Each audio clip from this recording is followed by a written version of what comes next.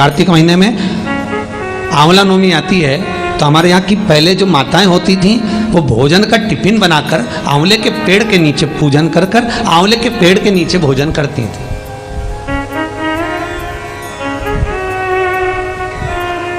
अब ये कोई पूछे कि महाराज ये कौन से पुराण में लिखा हुआ है कि आंवले की पूजन करने के बाद आंवले के वृक्ष के नीचे भोजन ग्रहण करना चाहिए? कौन सी पुराण में, किस जगह लिखा हुआ है? तो विष्णु पुराण में लिखा हुआ है, स्कंद पुराण में लिखा है, वृक्ष कर्म में।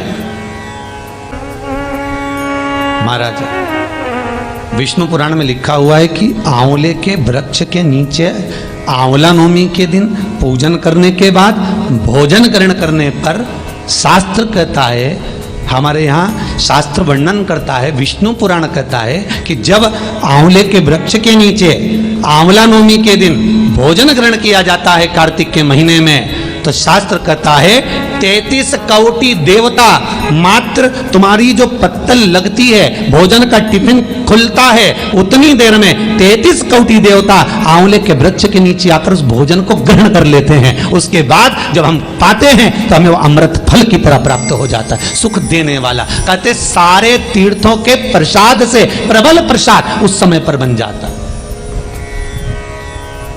और आप लोग जितने ऑनलाइन श्रवण कर रहे हैं, आप भी कभी ना कभी गए होगे। शादी के बाद नहीं गए होगे तो पहले गए होगे, पहले नहीं गए होगे तो बाद में गए होगे, तो कभी तो गए होगे।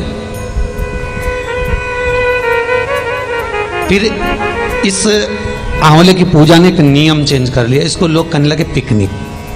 ठीक है, तो फिर पिकनिक मनाने कहाँ जाएं? तो थोड़ी सी बढ़ा दो भाई, बाकी ठीक है। पिकनिक मनाने कहाँ जाएं? तो फिर लोग आंवले का तो पूजन करने लगे और उसके बाद भोजन कहीं और जाकर खाने लगे। इसको फिर पिकनिक का नाम दे दिया।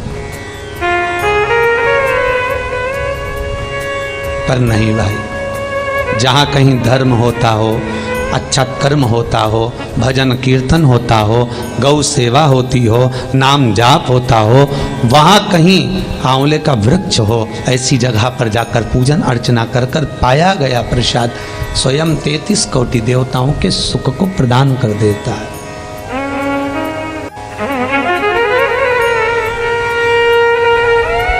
कि कौन से वृक्ष के नीचे हमें भोजन करना चाहिए, कौन से वृक्ष के नीचे कितनी देर बैठना चाहिए, कौन से वृक्ष के नीचे में यज्ञ करने पर क्या फल की प्राप्ति होती है, कौन से वृक्ष का रोपण करने से हमें क्या फल प्राप्त होता है, ये लिखा है पुराण के अंदर।